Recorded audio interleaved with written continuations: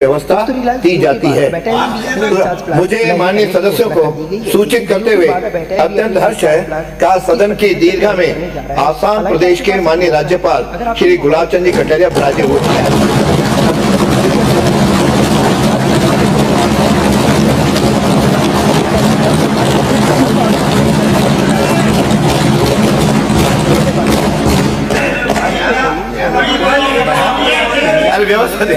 माननीय अध्यक्ष महोदय, अब मैं आपकी अनुमति से कृषि बजट सदन के समक्ष प्रस्तुत कर रही हूँ।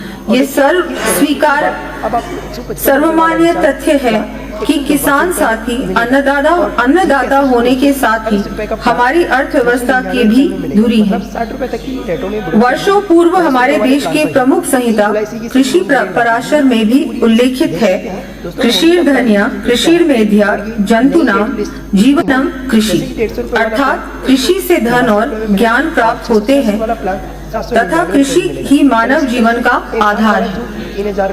प्रदेश में कृषि एवं संबद्ध क्षेत्र के तीव्र विकास के साथ साथ माननीय प्रधानमंत्री जी ने डबलिंग ऑफ फार्मर्स इनकम का जो लक्ष्य निर्धारित किया है, उसकी प्राप्ति के लिए कृषि एवं पशुपालन क्षेत्र में प्रोडक्टिविटी बढ़ाना हमारी प्राथमिकता है।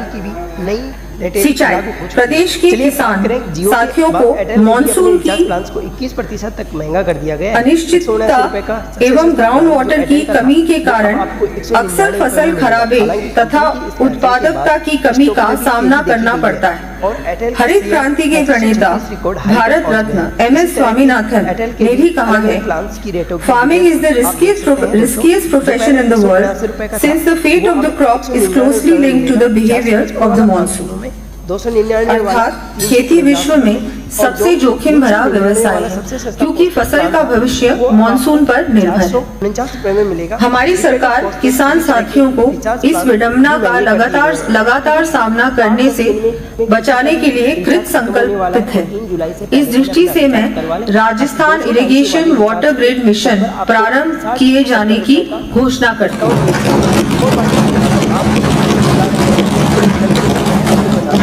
आप अपने हिसाब से डिसीजन। इस मिशन के अंतर्गत प्रदेश के समस्त जिलों में सिंचाई व्यवस्था के साथ ही जल संचय की प्रणाली विकसित करने के लिए हमारे इस कार्यकाल में 50,000 करोड़ रुपए से अधिक के कार्य करवाए जाने प्रस्तावित हैं।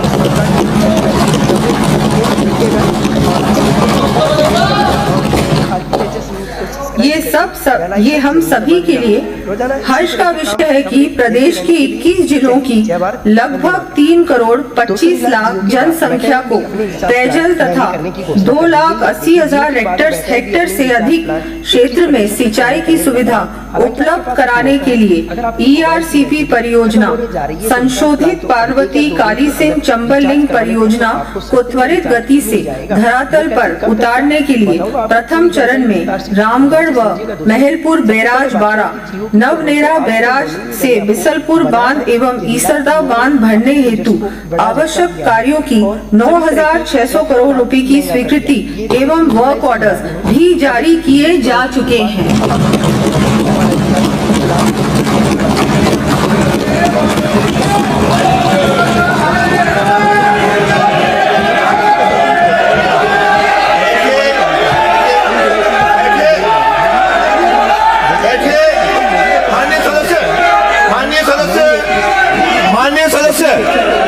माननीय सदस्य रोहित बोहरा, देखिए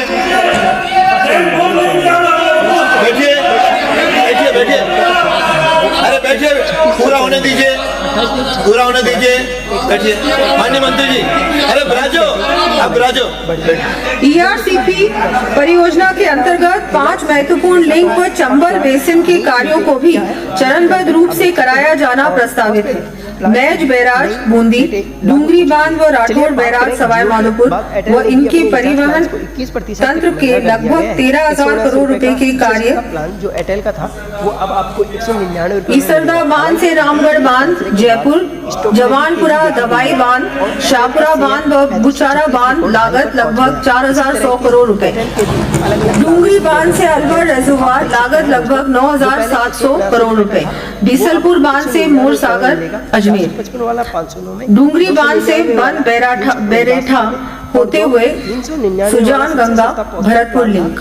इसी क्रम में चंबल बेसिन की नदियों से 12 जिले में 14,350 हेक्टेयर भूमि पर सिंचाई व पेयजल परियोजनाएं लगभग 1,240 करोड़ रुपए की लागत से निर्मित की जानी प्रस्तावित है। इन परियोजनाओं की सूची मैं सदन के पटल पर प्रस्तुत कर रही हूँ। देखा गया है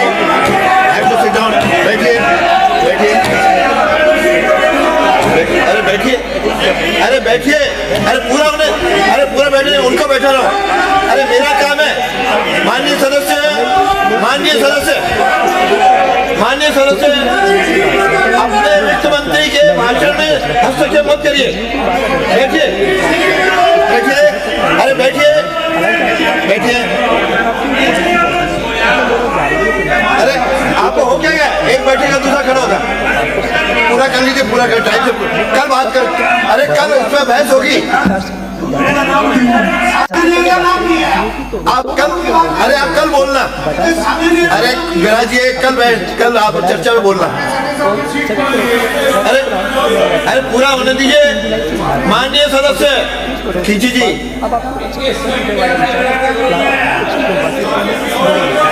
प्रायः देखा गया है कि बरसात व बाढ़ के दौरान जल बहकर व्यर्थ चला जाता है।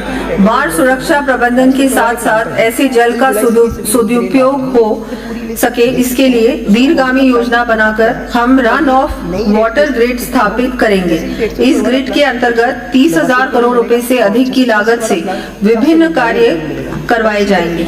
इन परियोजनाओं एवं कार्यों का विवरण मैं सदन के पटल पर प्रस्तुत कर रही हूँ। 84 दिन, एक साल सभी तरह की वैलिडिटी वाले प्लान की रेटिंग 3 जुलाई आप बैठिए, आप प्रस्ताव लाना, कल करेंगे।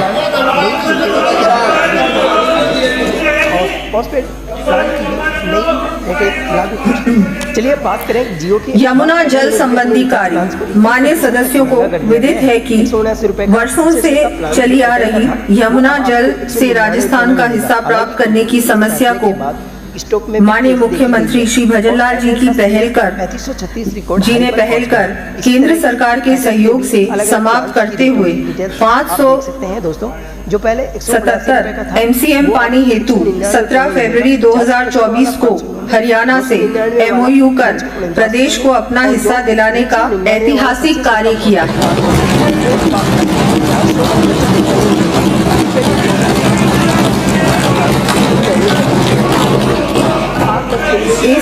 इस क्रम में ताजीवाला हेड हथनीकुंड बैराज हरियाणा पर राजस्थान को आवंटित यमुना को भूमिगत पाइपलाइन के माध्यम से डायवर्जन के कार्य की DPR 60 करोड़ रुपए की लागत से तैयार की जाएगी। यमुना बेसिन में रेणुका व लखवार बांध का कार्य प्रगतिरत एवं किशाऊ बांध का कार्य भी शीघ्र प्रारंभ होना संभावित है। इससे चुरू, सीकर व झुंझुनू जिलों में वर्ष पर्यंत जल उपलब्ध हो सकेगा। इंदिरा गांधी नहर परियोजना के द्वितीय चरण में जीर्णोद्धार एवं सिंचाई संबंधी विभिन्न कार्य चरणबद्ध रूप से 1,430 करोड़ रुपए से अधिक की लागत से करवाए जाएंगे। इन कार्यों की सूची में सदन के पटल पर प्रस्तुत कर रही हूँ।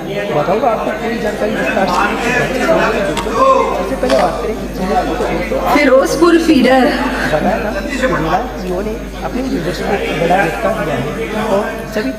फीडर श्री गंगानगर के अंतर्गत प्रदेश के हिस्से का पानी उपलब्ध कराने के लिए 200 करोड़ रुपए की लागत के कार्य हाथ में लिए जाना प्रस्तावित है।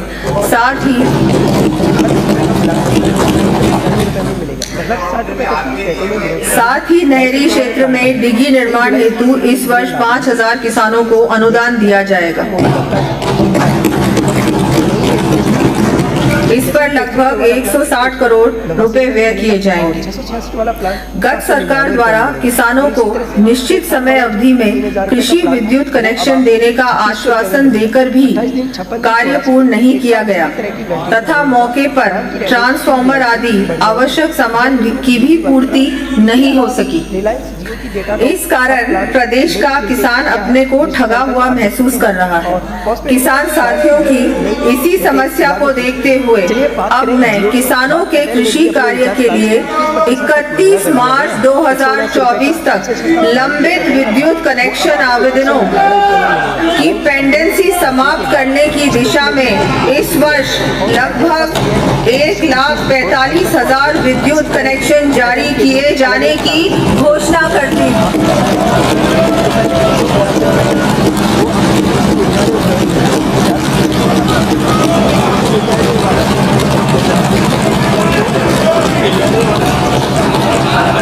साथ ही किसान भाइयों की सुविधा के लिए कृषि कनेक्शनों के विद्युत भार को बढ़ाने हेतु स्वैच्छिक भार वृद्धि योजना वॉलंटरी लोड डिस्क्लोजर स्कीम लागू की जाएगी। होने वाला है वो 3 जुलाई से पहले अपना माननीय सदस्यों को जानकर प्रसन्नता होगी कि हमारी सरकार द्वारा वर्तमान में कुसुम योजना के माध्यम से कृषि कनेक्शनों के सोलराइजेशन करने के फलस्वरूप आगामी वर्ष से प्रारंभ करते हुए चरणबद्ध रूप से किसान भाइयों को दिन के समय में सिंचाई हेतु बिजली दिए जाने का कार्य वर्ष 2027 तक पूर्ण कर लिया जाएगा।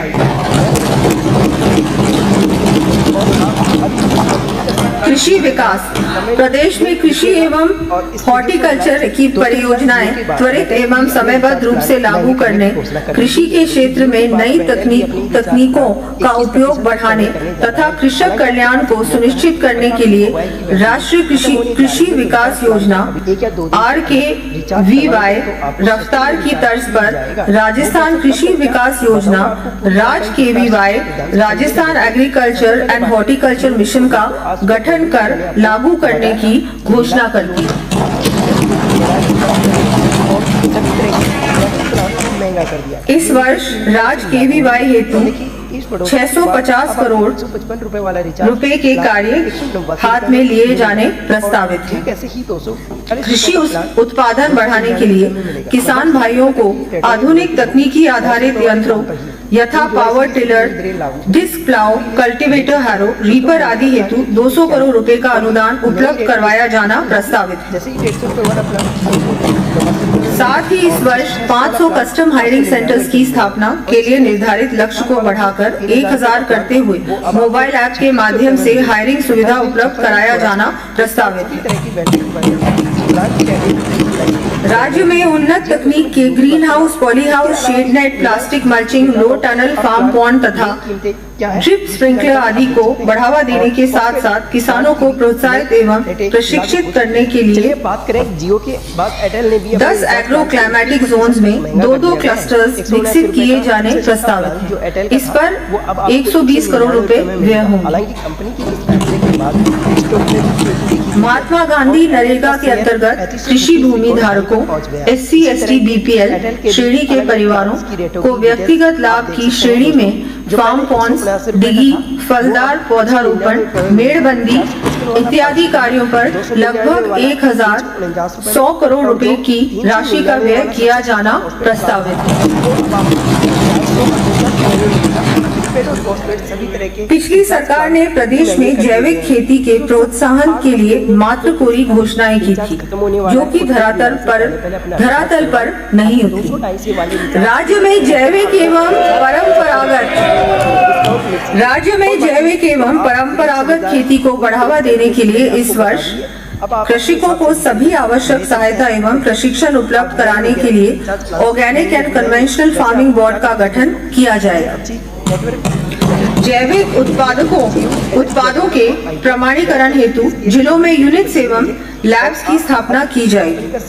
ब्लॉक स्तर पर 50-50 कृषकों को गौवंश से जैविक खाद उत्पादन करने हेतु गोवर्धन जैविक उर्वरक योजना प्रारंभ करते हुए 10,000 रुपए प्रति कृषक तक की सहायता दिए जाने की घोषणा करती है।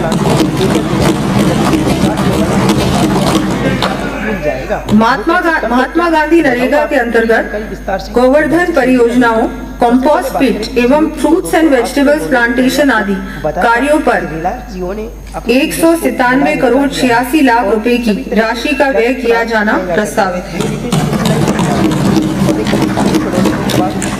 प्रदेश में नमो ड्रोन दीदी योजना में 1000 महिला सेल्फ हेल्प ग्रुप्स को कृषि कार्य हेतु उपलब्ध करवाए जा रहे ड्रोन्स पर सहायता देने के साथ ही नैनो यूरिया एवं पेस्टिसाइड्स का छिड़काव करने पर 2500 रुपए प्रति हेक्टेयर सब्सिडी उपलब्ध करवाए जाने की घोषणा करती है।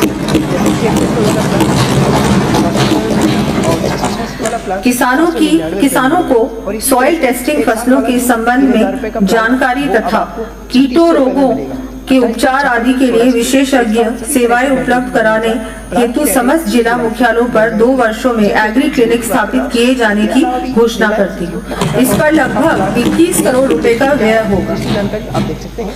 और किसानों की क्षमता वृद्धि के लिए नॉलेज एनहांसमेंट प्रोग्राम प्रारंभ किया जाना प्रस्तावित है। इसके अंतर्गत प्रथम चरण में 100 प्रगतिशील युवा कृषकों को इजराइल सहित अन्य देशों तथा साथ ही 5000 युवाओं को देश के विभिन्न राज्यों में प्रशिक्षण हेतु भेजा जाएगा।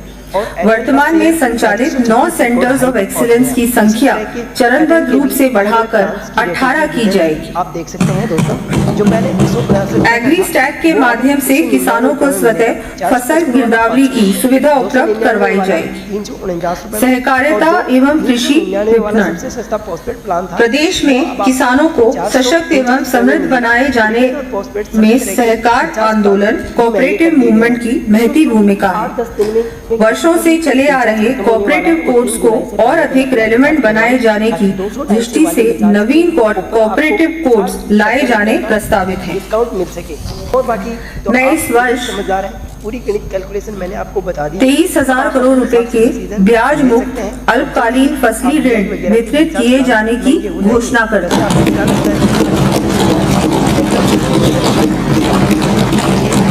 इसके अंतर्गत 5 लाख नए किसान भी ऋण प्राप्त कर सकेंगे। और आप अभी किस कंपनी का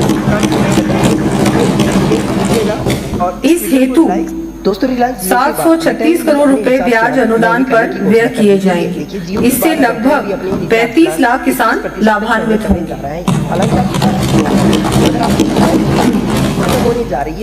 भूमि सुधार के लिए सहकारी बैंकों द्वारा दिए जाने वाले दीर्घकालीन कृषि ऋणों का दायरा बढ़ाते हुए गत वर्ष में वितरित लगभग 50 करोड़ रुपए के ऋण को दुगना कर 100 करोड़ रुपए के ऋण दिए जाने की घोषणा करती है। दीर्घकालीन कृषि ऋणों का समय पर चुकारा करने वाले काश्तकारों को 2% का अतिरिक्त ब्याज अनुदान भी दिया जाना प्रस्तावित है। साथ ही दीर्घकालीन सहकारी या कृषि नॉन फार्मिंग ऋणों पर 5% का ब्याज अनुदान दिया जाना प्रस्तावित है। इस हेतु लगभग 64 करोड़ रुपए का व्यय अनुमानित है। प्रदेश में किसानों को मार्केटिंग व्यवस्था सुलभ कर सशक्त बनाने की दृष्टि से चरणबद्ध रूप से 500 नए फार्मर प्रोड्यूसर ऑर्गेनाइजेशंस